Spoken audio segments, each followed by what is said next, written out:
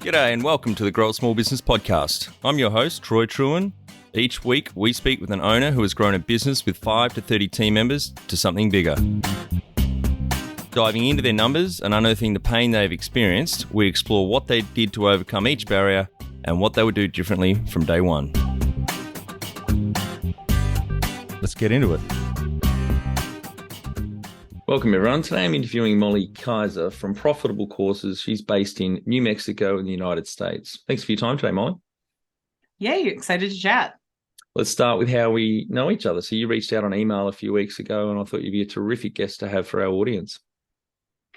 Yeah, well, we can talk about this later, but I built this whole process for being a guest on podcasts, and my VA executes it, and it gets me in front of, able to talk to really cool people like you. So thank you.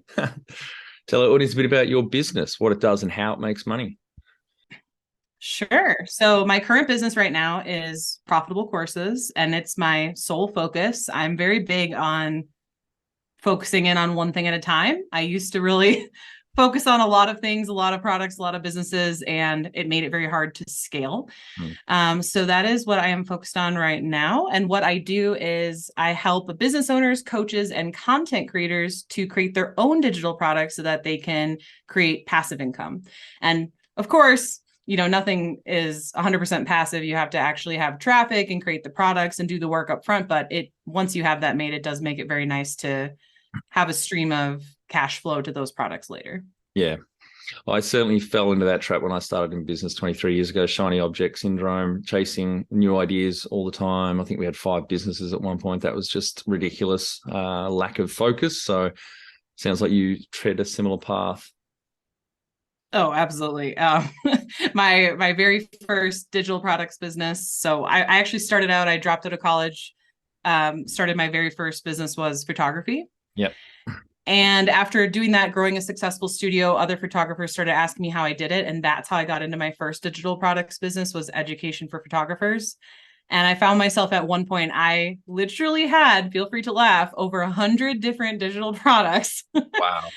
Yeah. And I asked one of my mentors, I was like, why can't I scale? Like, I can't seem to get past $500,000 a year. And he's like, you really need to pick one product to focus on and really scale that up to $1 million at least first. And that is by far one of the best pieces of advice that I've ever received as a creative who is, used to be all over the place. So yeah. Wow. That's a lot of product clutter. It'd be very confusing for the prospect to choose something. And as we know, we're lazy and it's hard to make decisions if you're presented with too many opportunities.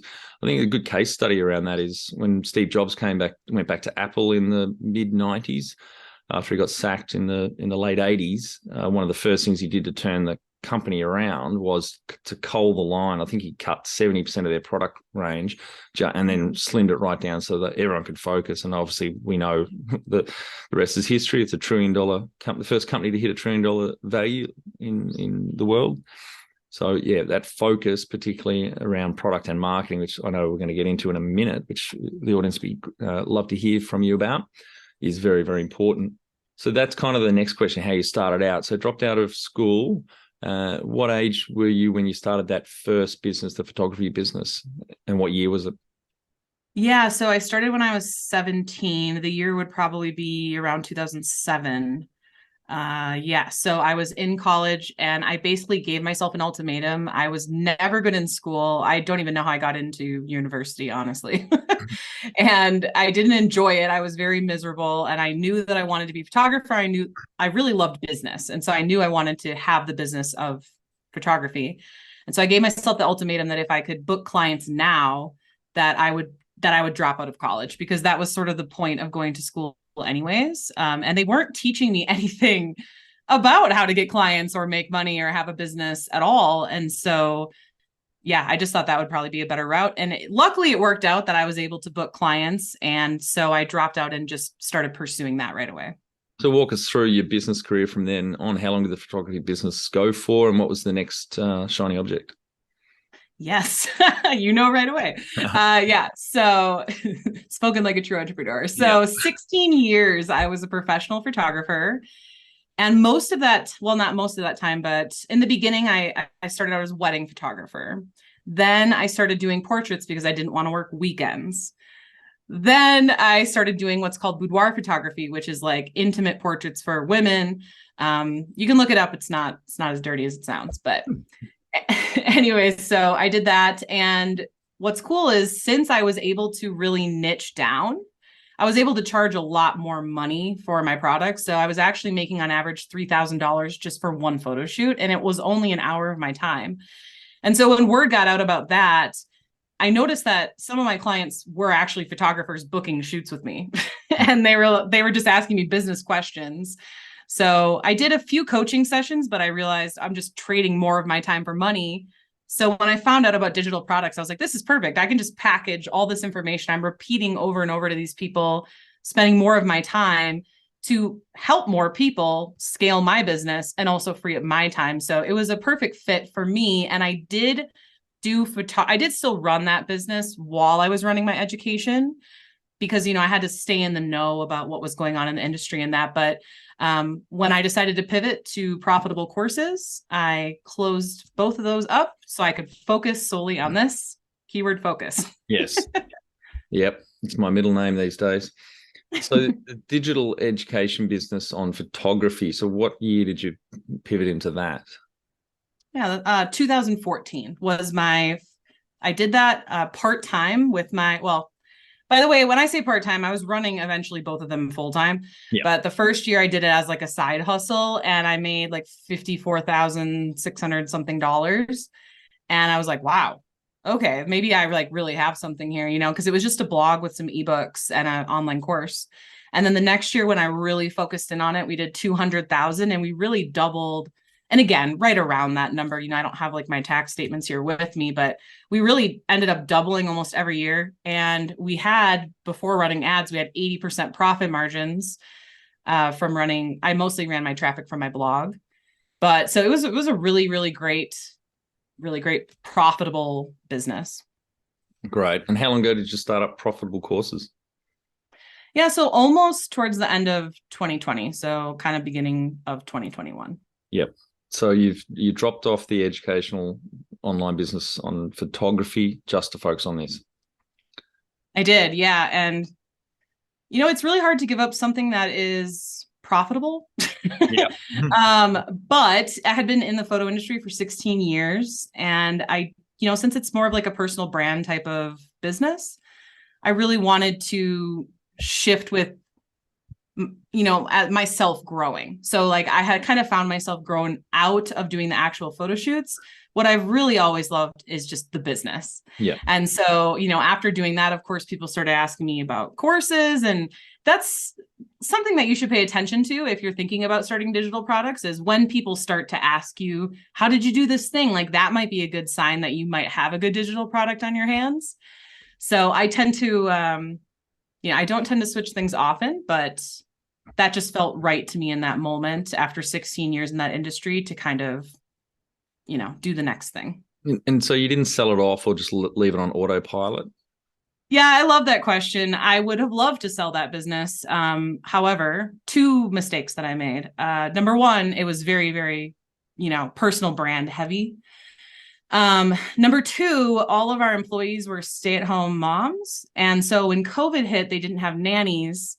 And so they had to stay home with their kids and they couldn't work anymore, most of them. So the business now no longer had employees. Yeah.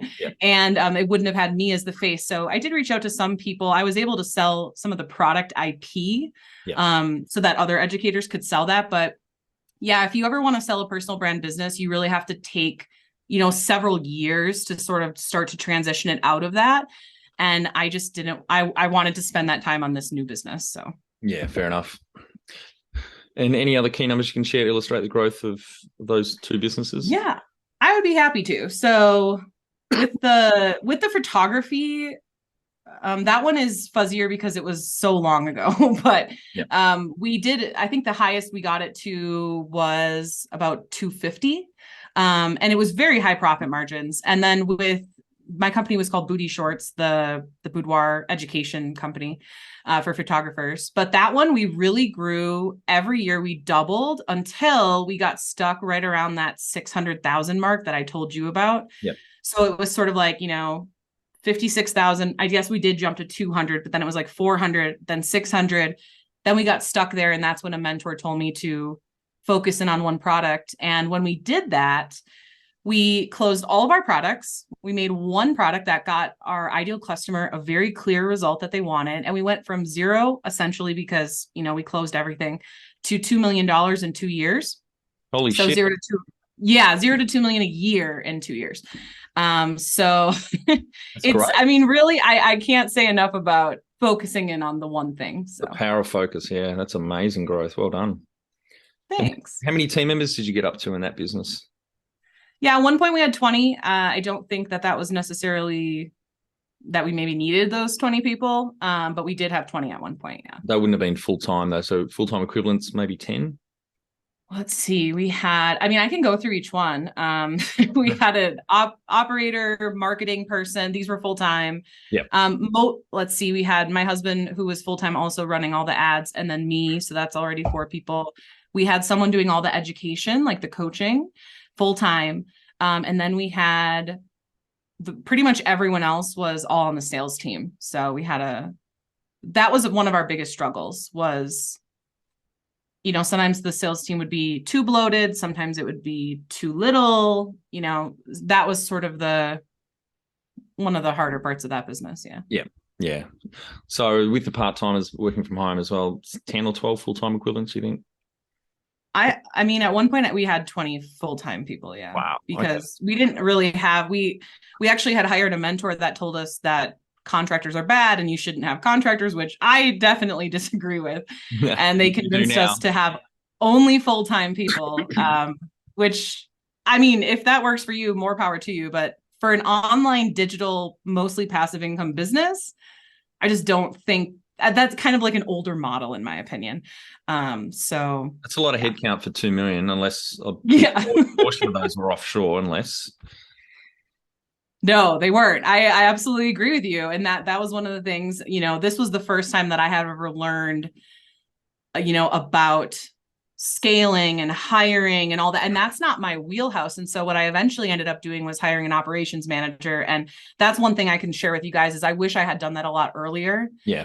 I don't think myself being the face of the company and the marketer and the educator, I don't think I should have been doing, maybe I'm wrong here, let me know, but I was spending so much of my time on like the team stuff that all of the marketing and all of that was falling. Yep. And so, and then I would spend all my time trying to hire, like an operator, these different people. And I think if I would have done that earlier, it would have went a lot smoother for sure. Yeah, you've got to know what your strengths and weaknesses are. And if doing operations in the detail is not a strength, then you got to hire someone, an A player to own that corner.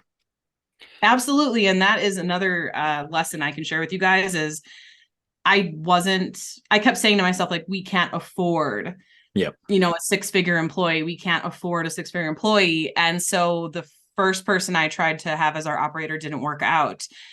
And it took me too long to learn that lesson that, you need to really pay very well in order to have a player. So once I was able to wrap my mind around that, we were able to get a good operator, but it would have saved me so much time and money if I would have just did it right the first time, but lesson learned. Yeah. 2020 vision in hindsight. And also I love that old saying when you're talking about hiring, because a lot of business owners have that reticence to hire and spend money, but if you pay peanuts, you get monkeys. Oh, absolutely. Yeah. Like I can't talk enough to that. So right now with our current company, we're pretty new, so we're still growing and we just have contractors, but that is one of the very first things that I will do is just hire a full-time, well-paid operator from the get-go as soon as it's necessary. I just think it will be really worth it. I'm the type of person that has all the good vision and the ideas, but I definitely need that, I don't know, Steve Wozniak or whatever to help with the execution. Yeah, Gino Wickman. Yeah. Gino Wickman talks about that in one of his books, that you've got the visionary or the entrepreneur, the genuine entrepreneur, but you also need the integrator or the person that's going to execute, the COO, the operations manager, general manager, someone that's going to get shit. Is that from Traction, the book Traction? Yeah. No, I read. Let me look it up. Is it Rocket Fuel? Yes. Yeah, he also owns Traction. I think it's Yeah. the same thing. Yeah, and I haven't read Traction yet, but I think the book's called Rocket Fuel, and it's a great concept that I So can't. Yeah. what's interesting about those books is I was told to purchase those books. Like when I reached out to friends, that I was having issues with that. But for me as the visionary, when I read these books, they made no sense to me. Yeah. Like I literally read them so many times and I just could not understand. I didn't even know what an SOP was at the time. So Standard operating. I mean, if you had seen my Google Drive, you would just die. Eclectic. Yeah, creative. Oh, okay, that's a better word for it. Any key numbers you can share to illustrate the growth of your current business, Profitable Courses? Yeah, sure. So the very, very first month we did my profitable course Kickstart Method, which essentially is where you are building up a Facebook group or some sort of social profile with just a couple hundred people, and you're posting some engagement posts. People are interested, you message and sell them in.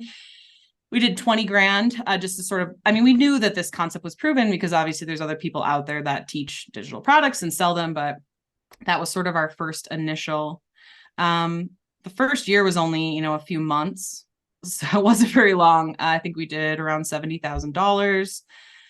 Let's see, last year, I think we did 300 maybe. This year, I think we're about 500. So somewhere around there. Yeah.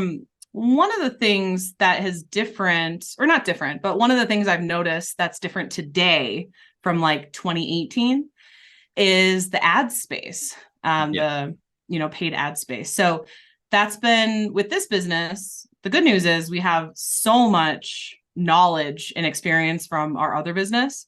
So it was very easy to, figure out the niche and the ideal clients and create the products and all of that. But our number one struggle with this business right now is traffic because of the ad costs and all that stuff. So what we've really been focused on is doing ads in a different way. So instead of running them directly to, a webinar funnel or directly to a sale, we've been offering people free tools, which I would recommend over anything else, some kind of free, like done for you tool. And then they join your email list and then you can sell them that way. So having a longer window, but it's working quite well. And then also focusing on organic traffic. So I'm very, very focused right now on TikTok and YouTube. And those have been doing really, really well versus it's just so different, like the landscape from 2018. I feel like 2020 really shook things up, which is quite interesting. Yeah. And we'll stay on marketing for a second. What about SEO? Are you doing much on that front? We have a blog with our website, and my husband did some blog posts for SEO and put some SEO into our website and stuff like that, but it's not a main focus of ours. No. Yeah. Right. It was with my last education business. I started with the blog versus this one. We're really focused more on YouTube. Yep. And so how many team members did you start out in this business and a bit over 2 years ago now? Where are you at? Yeah. So same as all my businesses, just me. But with this business, I do have my husband as the co-founder and co-owner. So I was actually able to convince him to quit his IT job and come work with me in the business, which is, he has a great skill set because he's good at IT. So he can build funnels and do tech and do all the stuff that I am not great at. Yep. So yeah, it was just us for the first. We waited too long for sure to hire, probably at least the first year.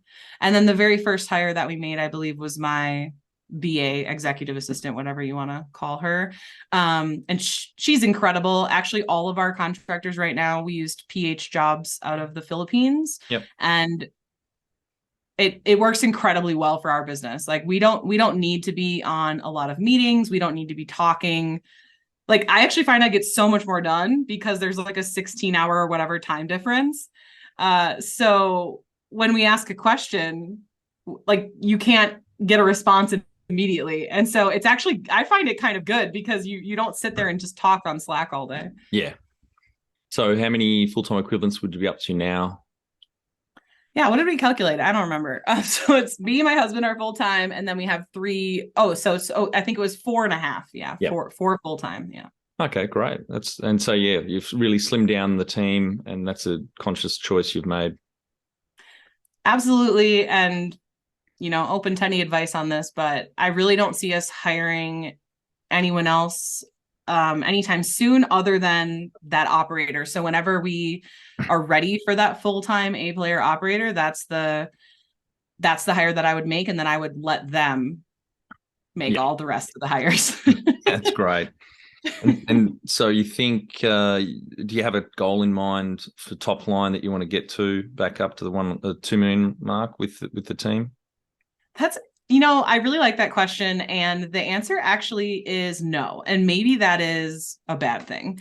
But my goal really is all about just like focusing on the profit and the passiveness of the business.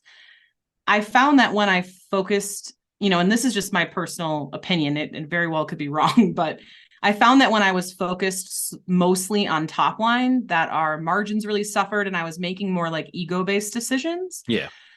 And I didn't find that healthy for myself. So, yeah. When was the moment you felt like you had succeeded? I love this question because I feel like all of us entrepreneurs have like this sickness where like we go after these goals and we're like, we're going to be happy when we reach these goals, and you don't feel any different. So I really, truly always had in my head, I will be a millionaire by 30. And I did feel very elated to have reached that goal. And I still can't believe that I did, just given my background. And I just really I never really actually believed that I would do it. So I would say that.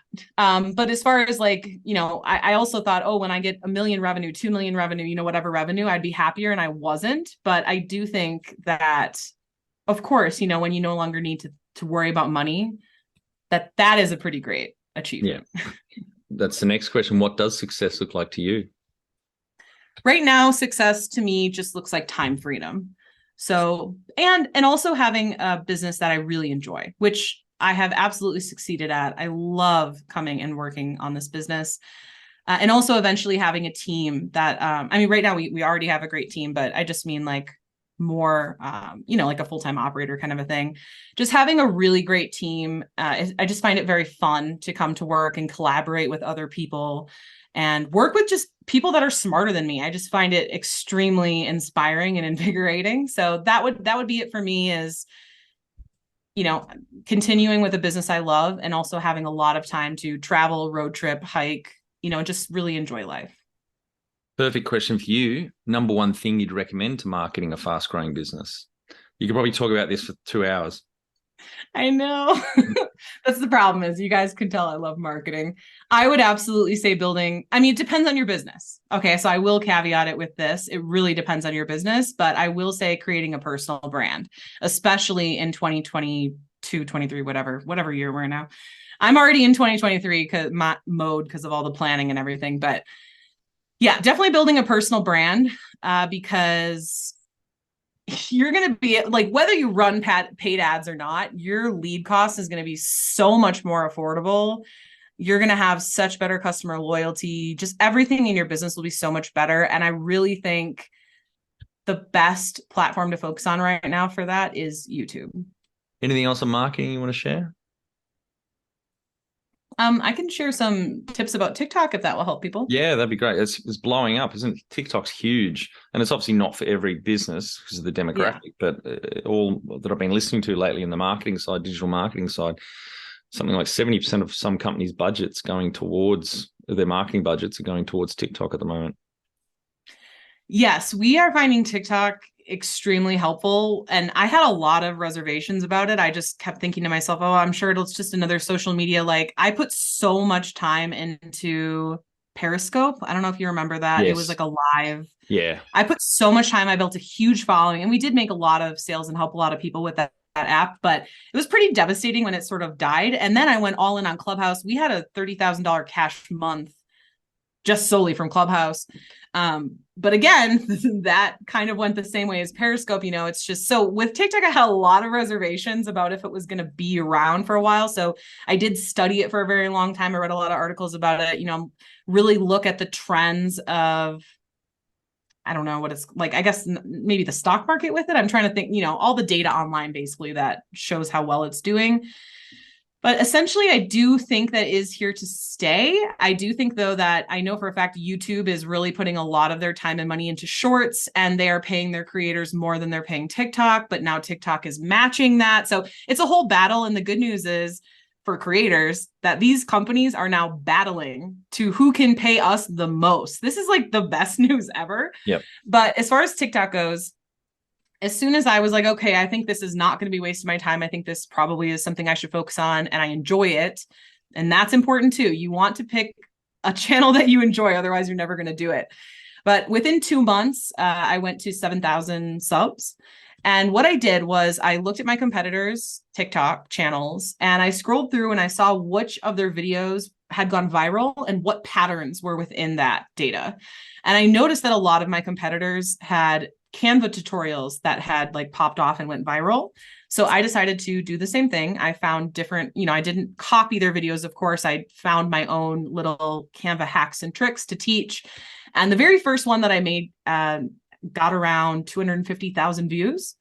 And that, what we do is we get all these views from our videos and then we have a link in our bio and then it goes to our automated webinar funnel to sell our course. And that's how we get sales from TikTok. Yeah, I don't know how long it'll be around, but I definitely think it's worth your time. Yeah. So in this video or the videos you do on TikTok, is there any dancing involved? No, it's a good question. At first, I feel like TikTok was very dance heavy, and that was also one of the reasons I didn't want to be on it. And so I will say I think that's how a lot of people think of TikTok. I mean, I haven't done any research on TikTok myself, but I think it's still got that perception at the moment. Do you think that that's changed, particularly for businesses advertising? Yeah, for sure. So TikTok definitely was dance heavy at first. The D'Amelios, I think that's their last name. They're like I think they're the number one creators on TikTok, and they got famous through like dancing and, creating other things. And I definitely do not find TikTok. I actually haven't seen a dance on TikTok in months, maybe even a year. I'm on TikTok every single night. Just personally, I enjoy it, which also makes it better for me to be a creator. But what works on TikTok right now is, again, doing the viral thing where you model other people's viral videos. Number 2, there are trends. So you really do have to actually watch the app to understand what the trends are. And there are people out there, myself included, that have I have a trend database for my membership where if you don't want to spend time scrolling through TikTok, we basically find the trends for you. And then you just model them to your niche. And I find the viral ones help you the most to grow. And the, what are they called? The trends are the ones that help you with the most sales. It's very interesting. Like whenever we do a promotion, I will do those trends specific to our promotion and sales just come in and it works really well. Yeah, fantastic. We'll link through to your TikTok channel, I think, so the audience can have a look at it and help them understand and certainly help me understand more about this area of marketing because it's something I've not looked at. What's your favorite channel? I'm curious to know. Do you do any organic marketing? We're getting pretty heavy on SEO at the moment. I've literally just put my marketing hat on for the first time in 23 years. I've had 15 businesses in the last 23 years, and I've never had the marketing corner except in the last few months. I've picked it up for Grow a Small Business. So we're getting serious about marketing now. So for us, because we're B2B, it's, we're launching our courses later this year. It's LinkedIn is a big one for us, probably Google Ads, and I think SEO from what I'm looking at the moment. And YouTube, as you mentioned before, we're about to launch on YouTube. Okay, cool. Do you, you're going to put the podcast on YouTube as well? Yeah, that's right. Yep. Okay. So I'm going to have to stop doing these in my activewear, basically. Well, one tip that you didn't ask for is if you do make YouTube videos separate from your podcast videos, make a separate channel. Yes. Yep, definitely. The tip you didn't ask for. Thank you. How did you fund the business? Every business I've ever started, I didn't use any money. So my very first business, photography, I only had 81 cents and $60,000 in debt. And how I funded it was making sales. I know, radical concept. But I literally knocked on business owners' doors, and whatever their business was, that's the photography I did. So I'd be like, oh, you're a cake baker. Do you need photos of your cake? I'm a cake photographer. You are now. And then I'd go to the shoe store. I'd be like, do you need shoe photos? I'm a shoe photographer. It worked well. Yep. So you started 60 grand in the red. Yep. Yep. That's great. Great journey. If you were to start up today with plenty of funding, would you go into your industry? I would, especially because right now in my journey, I'm really focused on it sounds selfish. Like I obviously want to help people and I want them to be able to have the freedom that I have. But selfishly, what I'm focused on right now is enjoying life and just building a business around the things that I just really find fun and enjoy. So yeah. So would I start this business with, what was the question, with funding? If you were to start up today with plenty of funding, would you go into your industry?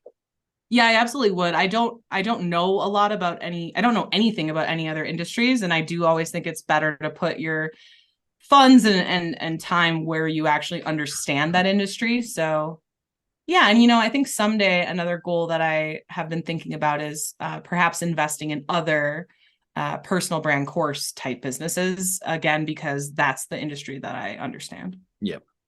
Can you outline the most stressful point in your small business growth journey so our audience can learn from it? So many. Let's see here. I don't know that I could pick like most stressful. I would say one time I decided to partner with someone on a course. I don't even know why. And, I thought in my head, we could come together with our education to help more people, putting two heads together. But I also thought, okay, well, we'll have 2 email lists, so it'll be like double the marketing. And this person, all I did was ask them how big their email list was. And I should have asked for proof of them to show me that because the data was there that there's no way they had that big of an email list. And then it came out later that they like purchased those emails. Like they didn't come in naturally. They weren't worth anything. And that was just a painful time because it's my own fault. I shouldn't have partnered with this person, but essentially, don't make a bad partnership, especially don't make a partnership if you don't need to. Yeah. So it ended up, oh, sorry, go ahead. Sorry, I was going to say, so you split the profits with them? You had to split. Well, I mean, there didn't end up being really any profits because this whole thing just went up in flames. And then I told this person, this isn't going well. This isn't the email list I thought, this isn't selling. We should just dissolve this and go our own ways. It was just a course. It wasn't even like a full business partnership or anything. And for some reason they were just, oh, well, my education's worth a lot. And I'm like, okay, it's irrelevant, like I'm just talking like, we're not making any money here. So let's just go our own ways. So it ended up being this whole like legal thing for literally no reason. It just took up a lot of my time and energy and for no reason. But I will say, with every failure and everything that goes wrong, I mean, you really learn. I mean, will I ever make that mistake again? Absolutely not. Yes. So, yeah. What area in business do you feel you've had to work on the most to add the greatest value? Oh, absolutely. Hands down, processes, organization. And I know that I can sit here and say like, I'm going to hire this great operator, but I still need to, no operator is going to want to come and work for me if I don't have things decently up to par when they join the company. So like I said, back in the day, I just had every file in one giant drive. Nothing was organized. We couldn't find anything. So I am extremely organized now. I have SOPs, playbooks for everything in our business. I'm very focused in on, we only have 2 products. So definitely that would be like the biggest hurdle. I mean, I went from being basically a hoarder to like, I would go thrifting and just buy stuff. Like I was a real creative to really being a lot more organized, and it's really helped. What have you enjoyed least about managing fast growth? My skill set is not with managing people, for sure. I love working with people, but I am not a manager and I don't enjoy managing people. So yeah, I do love working with people though. I don't want people to think I love all my employees, but yeah, it's just not my natural, thing that I'm good at. What do you love most about growing a small business? Content creation, hands down. Absolutely. I love creating content. I like collaborating, learning about it. What I've learned is even though photography has sort of faded from my life, I'm sitting over here now with like a bunch of video equipment. And so I have found that it's kind of come full circle. that I just enjoy creating helpful content for other people that is going to help them reach their goals. What has been the biggest mindset shift for you in your small business growth journey? Ooh, so many. Well, the focus one that I've talked about that a lot. I would say probably something ego-based. I did do, after I closed down my last business, I did like 3 years of therapy. It was extremely helpful. Like I would really recommend every entrepreneur, every person really do therapy, because when you are healing like past, I'm not like a therapist, I'm not going to get super into this, but when you pass, like when you heal your past traumas, your childhood traumas, all these things, you notice that they really are coming up in your business. And if you don't heal those things and fix those personal things within you, it's going to keep you from growing as an entrepreneur. And it has been it's hard to do the work, but once you come out on the other side, you are going to be so much better for it. And yeah, I hope that makes sense. Yeah, it does. The number one habit you think a small business owner needs to develop and maintain? Ooh. I mean, honestly, the number one habit is like habits. So let me explain, like having a schedule. Yep. I think too many people are like, oh, well, I want passive income, so I'm just going to sleep in and roll out of bed and, do whatever, wherever the wind takes me. And I love having an open calendar. My calendar is mostly open other than doing guest podcasts. But I do find, you need to have discipline. You need to say, I'm going to work these hours. Maybe these days are for meetings, or these days are for content creation. And you need to have something like Asana or Trello to manage your projects. And even if you're a solopreneur, which I don't think a lot of you guys listening are, but if you happen to be, no matter what, even assign yourself tasks so you can get in the habit of it, because otherwise you're just not going to get a lot done very quickly. Yeah. Good advice. Jump over to growasmallbusiness.com and leave your details to get a short 2-minute email I send on Fridays to help small business owners like you become better leaders. I include some reading or professional development resources I've discovered in the last week. Can you talk to how you've added people to the team, some wins, mistakes, and advice for those listening? How I've added them to the team? Yeah. So how you found people and any mistakes you've made recruiting and... Yeah. And I've, again, I'm not like I haven't focused a lot of my attention on recruiting, but I have learned a lot of it from my last business. Again, with the employees I have now, I found this website called PH Jobs, and you have to pay for it, but you are able to find good talent. However, you have to have a good process. Yep. So the process that I have learned, and I am totally open if you're like, Molly, you're telling them terrible things, let me know, because I know you know more about this than I do. But what I have found to be the most helpful is obviously create a very good job description, one that is extremely truthful, one that really tells people like why you have the company, what is the purpose of the company. You'll attract people that actually care about what you're doing, and don't just try to like falsely sell them on sounding super good. You're not going to get people that are aligned with your company. But after the job description, and of course, putting it out there in spaces that might have really what you're doing is marketing to your ideal client. Yep. So when you're putting it out to those people, the number one thing that has helped me, and this really varies on the type of job, I wouldn't do this for like an operator or somebody, but for example, when I hired my YouTube video editor, I had them actually do homework before I hired them. Yeah. And that has been a huge game changer for me. So like, here's a video clip, edit this what you think how it should be. And then I can now go through all these actual examples. And every person I've hired with this business still works in this business. And I cannot say that for my last business. I made too many mistakes there.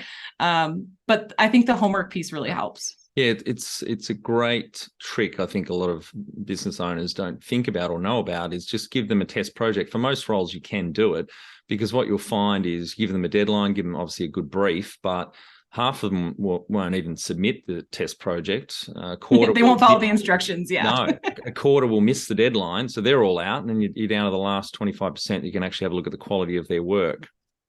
And I do have a question for you. What kind of test project would you do for like an operator or some kind of role that I guess I don't really see an easy test project for that. So as in like an operations manager that's managing your team, your business, your finance, admin, legal, things like that.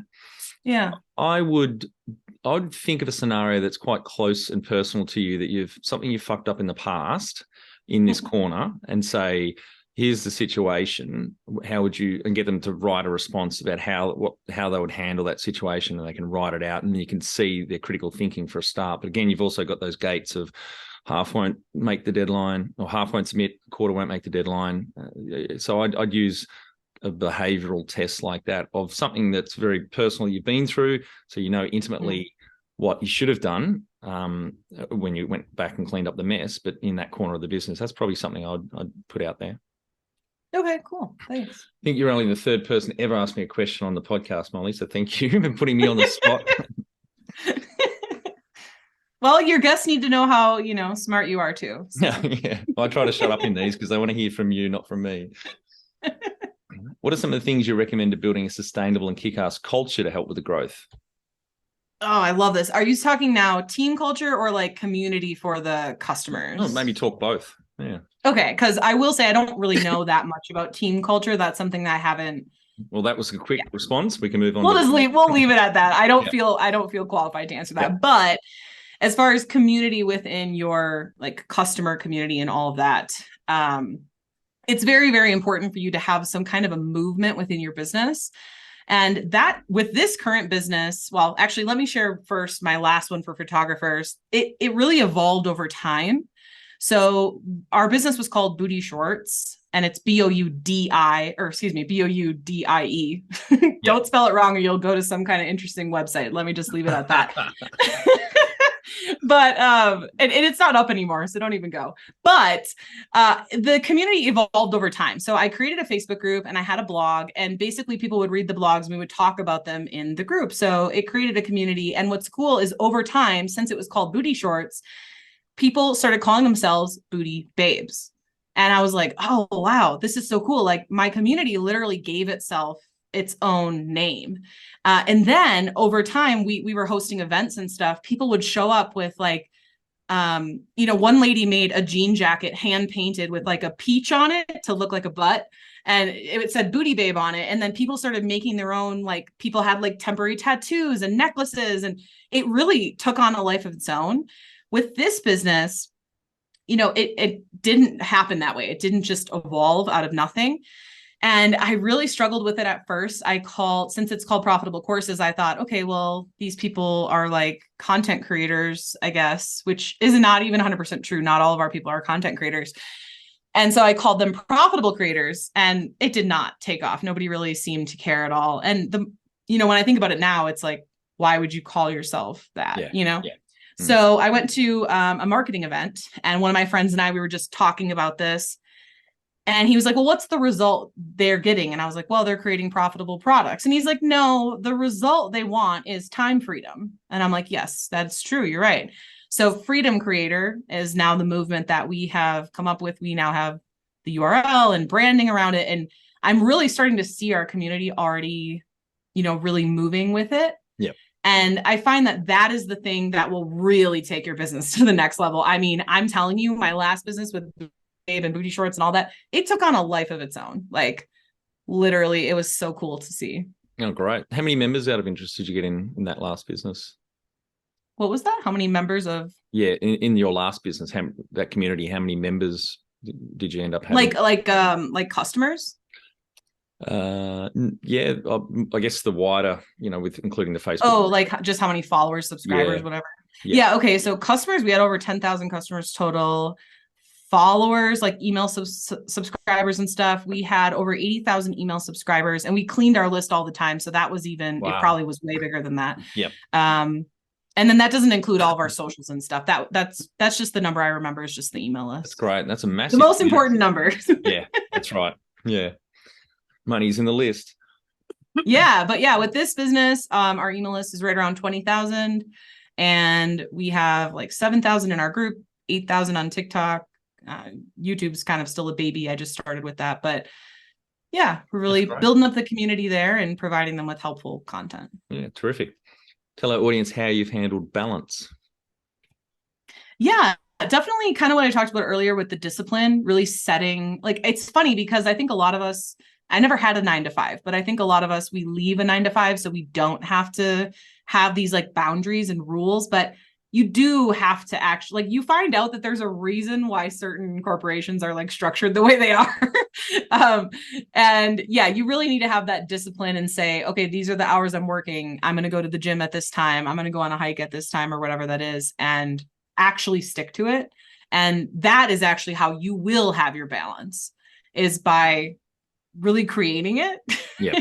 At least that works for me. Yeah. I totally agree. How much professional development have you invested in yourself? Ooh, so I have spent over $200,000 on like courses, masterminds. I actually just made a YouTube video about this. I share how like the 200,000 I spent, and then what I all have purchased, like the biggest, most monumental purchases that I've made. And yeah, it's, I know you didn't ask this, but it's absolutely worth it. And you have to keep, I notice anytime our business is like stagnant, it's because I'm not currently in any kind of like program, or I'm not currently learning something. Yeah, great. Have you had mentors or coaches along the way? Oh, absolutely. Lots of them. Did you want me to share some of them? Yeah. Yep. Yeah. So I would say the one that sticks out, well, two that stick out the most to me, Russell Brunson from ClickFunnels. I was in his inner circle mastermind for a couple of years. And Russell, he's a really knowledgeable person when it comes to marketing, copywriting, funnels, all of that stuff. But most importantly, joining a mastermind so you can get around other people. I mean, in that mastermind, I was one of the lowest earners, and I couldn't have been happier. Yeah. Like, I was like, wow, how lucky did I get? Because not only are you learning things with your business, but you see how these people at these different levels are just living their lives completely different. And I don't even mean spending money. I just mean the way they think, the way they approach situations. And it really gets your mind thinking at that next level. And then the other mentor, I mean, I've had a lot, but the other one that really sticks out that has helped a lot, his name is Sam Ovens. Yeah, he's a Kiwi, isn't he? Young guy. Yeah, yeah. Is he from New Zealand or Australia? He created New Zealand, right? Yeah, he is. I've been following him for a few years. I think he's got the domain consulting.com. Massive. Yeah, he does. Yeah, he does. Yeah, he started out in New Zealand, built an app for the real estate industry, and made good money out of that, and then moved on to online. Yeah. That's sorry, cool. Keep going on, Sam. No, yeah. So he focuses in a lot on coaching and consulting, and also like high ticket products. And now he's really focusing on YouTube, which I also find interesting. When I was in his program, though, it was mostly focused on paid ads. And so he has a different program now because, paid ads are just, they still work. They're just a lot different. And so, yeah. Anyways, he really helped us to understand and think from a data perspective. So not only did we learn paid ads from him, but like, I just think about everything so differently, entirely differently. Before I start any project, I used to just go right into the project. Now it's like, I'll have a research phase. I will gather the research. I will create the data. I will learn that modeling other ads or other things that are working is better than starting from zero. Just thinking in that more logical, data-driven way versus making like emotional business-based decisions. Yeah. Do you have a board of directors or advisors? I certainly do not. Are you one of the few we've had on that's exited a business? Any other final advice for the audience thinking about exiting, what they should do? Yeah, I think that you should, think about it in advance. So, like I said, with me, I just, I loved everyone in the community, and I loved everything we were doing. But like I said, I lost my passion for that thing, for photography. And when you are the face and the brand, it's all about you, and you can't like fake the things that you are enjoying and loving. And when my whole business is about me sharing what I love. So anyways, my point is, I know I kind of disagree. I've heard this on Shark Tank. They're like, you should never have your exit in mind or whatever, because then, I don't know, they just think you're not focused on the right things. But I kind of tend to disagree. I think you probably should, because if I had that in mind, I could have, had the business set up better so that if it did come to selling it, I would have probably either been able to, it was a very weird niche, or at least, had a plan and been able to get my face out of it more. I hope that makes sense. Yeah. Right, Molly, we're on to our final 5 questions. What do you think is the hardest thing in growing a small business? Well, I think any piece of it can be the hardest, depends where you're at. So I think at first, the hardest is probably getting your first sale, sales. And then it's probably maybe traffic, getting more sales, and then processes and hiring. It's different at every stage. Right now, the stage that I'm at is just focused on really scaling the traffic. So that would be my answer for today. Yeah. Favorite business book which has helped you the most? Oh, I have a lot of them. I really enjoy Expert Secrets with Russell Brunson and Vivid Vision. I can't remember his name, but I like that book too. We'll link through to those in the show notes. I haven't read either of those books, so I'll chuck them on my list. Thank you. You're welcome. Any great podcasts or online learning tools you use for your own professional development? Oh, so podcasts I listen to? Yep. Okay, great. So I've been really listening a lot to this guy named Ali Abdaal. Yeah. He's a YouTuber kind of in my space. So he, shares like but kind of not. He shares like productivity tips and books and things like that. And his podcast, he just has really smart people on his podcast, just like you. But yeah, I really enjoy it. I listen to it in the car and when I'm walking and stuff like that. So. Yeah, great. One tool you'd recommend to help grow a small business? Right now, we have tried a lot of, since I have a marketing-based products business, we use software that can build funnels and host digital products and things like that. I have used so many of them, Entreport, ClickFunnels, Kajabi, anyway. So my husband is in IT and he's been researching this a lot. And we actually are switching and going all in on this software called System.io. It's spelled system with an E at the end, .io. Most confusing, worst marketing ever, but great software. And so I would recommend that to you guys, number one, because it's an all-in-one platform if you need to host courses and make funnels and checkout pages and all that stuff. But it's also free for up to 2,000 email subscribers. And then after that, it's only like $27 a month or something insanely cheap. So yeah. And it's fairly new from the sounds of it. It is. And I think he's French, but he lives in Portugal. So I've also never bought a software outside of the US, which I think is interesting. Yeah. Mm-hmm. Or I should say this type of software. Of course, I've bought other software outside. Finally, my favorite question. What would you tell yourself on day one of starting out? I would tell myself, and I do tell myself, when I started this business and my other businesses, it will work out. There is no other option. Failure is not an option. It just isn't. It will work out. You will succeed. It just is a matter of time. And you just have to keep going until whatever success is for you. Great. Thanks very much for your time today, Molly. I really enjoyed our chat and I think the audience get a lot of value out of it. Scaling up to around 2 million and 20 team members. And now you've focused to slim the team down and have a lot more focus than... A lot more profit margin too. Yeah, that's great. Fantastic. Thank you. Thank you. And for our audience, we would greatly appreciate a review in iTunes or whatever platform you listen to us on. More reviews means we bubble up higher in iTunes, etc. So more business owners looking for podcast help with their growth will find us.